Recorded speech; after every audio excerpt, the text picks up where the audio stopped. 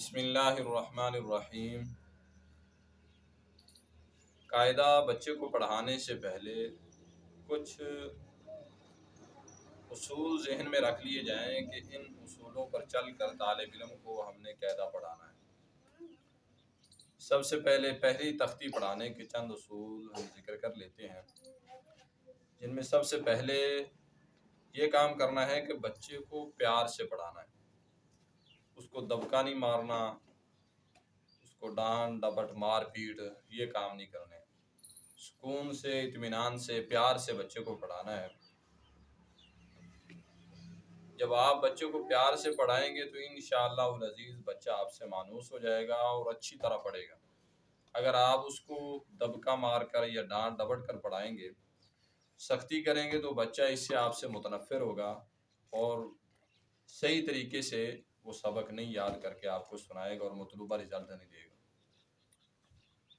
اور ساتھ ساتھ بچے کو تختی کا نام یاد کروانا ہے، پیار سے پڑھانا اور ساتھ ہی تختی کا نام یاد کروانا ہے کہ اس تختی کا نام کیا ہے۔ تلفظ کو اچھی طرح مخارج سے ادا کروانا، مخارج جہاں سے لفظ نکلتے ہیں، جو لفظ کا مخرج ہے، یہ ضروری نہیں ہے کہ وہ آپ بچے کو مخارج صحیح طرح کر کے یاد کروائیں کہ یہ لفظ کا یہ حرف کا یہ مخرج ہے، فلاں حرف کا یہ مخرج ہے، فلاں حرف کا یہ مخرج ہے، یہ ضروری نہیں ہے۔ بلکہ جو حرف آپ بچے کو کہلوا رہے ہیں، یہ ضروری ہے کہ وہ حرف بچے کا مخرج سے ادا ہونا چاہیے، کہ صحیح طرح مخرج سے اس حرف کو ادا کرے بچہ۔ اس سے سب سے بڑا فائدہ یہ ہوگا کہ آگے جا کر بچہ اچھی طرح تلاوت کر سکے گا، اس کا لہجہ اچھا ہوگا، قرآن پڑھنے کا انداز اچھا ہوگا، اگر اس کے حرف کی ادائیگی، تلفظ کی ادائیگی صحیح ہوگی۔ نمبر 4، اچھی طرح بچے کو جب بھی آپ نے سبق پڑھانا ہے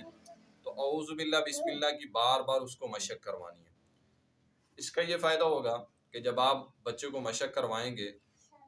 تو شروع کے اندر تو بچے کو اعوذ باللہ بسم اللہ پڑھنی نہیں آتی، جب آپ اس کو بار بار مشق کرواتے رہیں گے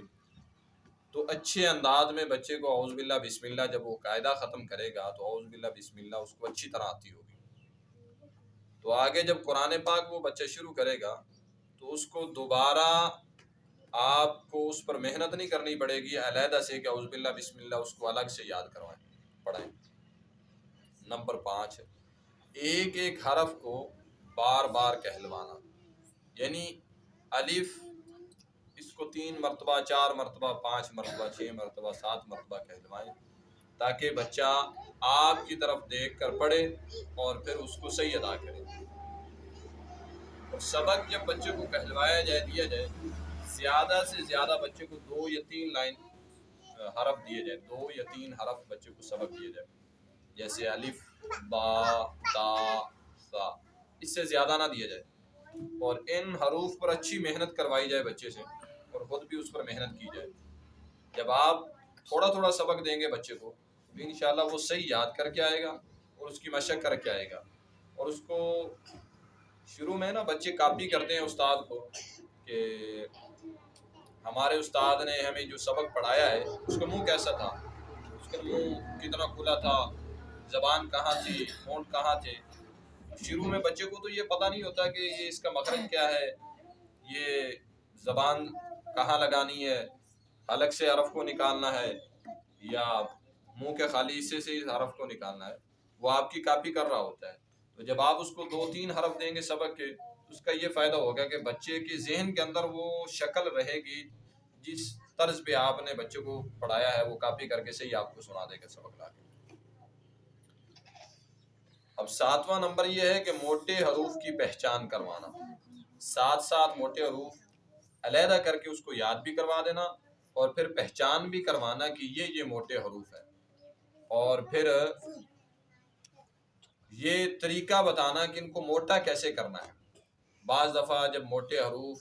یاد کروائے جاتے ہیں، یہ تو بتا دیا جاتا ہے یہ موٹے حروف ہیں، جیسے را ہے، صاد ہے، غاد ہے، طا ہے، ظا ہے، غین، خا، قاف، یہ بتا دیا جاتا ہے کہ یہ موٹے حروف ہیں، لیکن یہ نہیں بتایا جاتا کہ ان کو موٹا کیسے کرنا ہے۔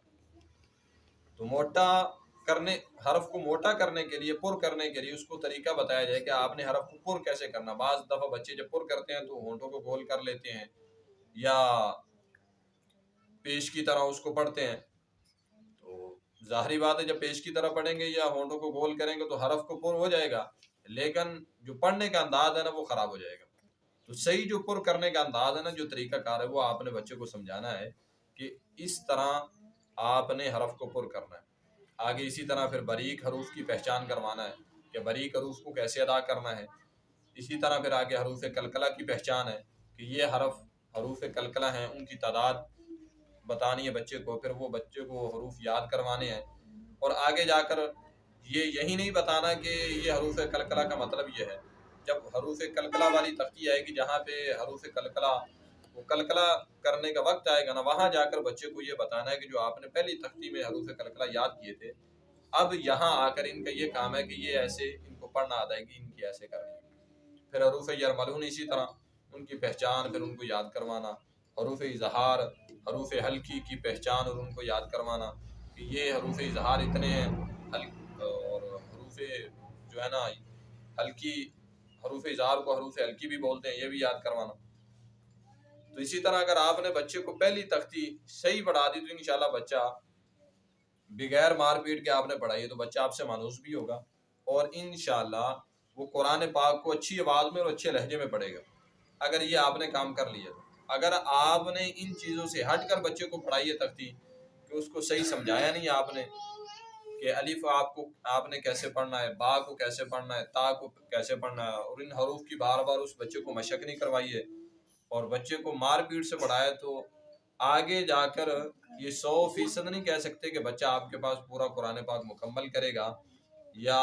آدھا پڑھے گا یا پورا پڑھے گا۔ قسمت والا ہوئے گا تو پورا پڑھ جائے گا، ورنہ جو ہے نا وہ آدھا پڑھ کے چھوڑ جاتے ہیں۔ جو بچہ شروع میں قاعدے میں استاد سے مانوس ہو جائے نا تو وہ ساری زندگی اس استاد کا ادب کرتا رہتا ہے اور اس کے ساتھ ہی رہتا ہے، اور جو بچہ شروع میں قاعدے سے ہی استاد سے متنفر ہو جائے، استاد آگے جا کر لاکھ کوشش کر لے، وہ بچہ استاد سے مانوس نہیں ہوتا۔ تو کوشش یہ کرنی ہے کہ پہلی تختی میں بچہ آپ سے مانوس ہو جائے، آپ سے محبت کرنے لگے، آپ کا ادب کرنے لگے۔ اللہ تعالیٰ مجھے اور آپ کو بچے کو صحیح محنت کے ساتھ، جذبے کے ساتھ، اخلاص کے ساتھ، اخلاق کے ساتھ پڑھانے کی توفیق نصیب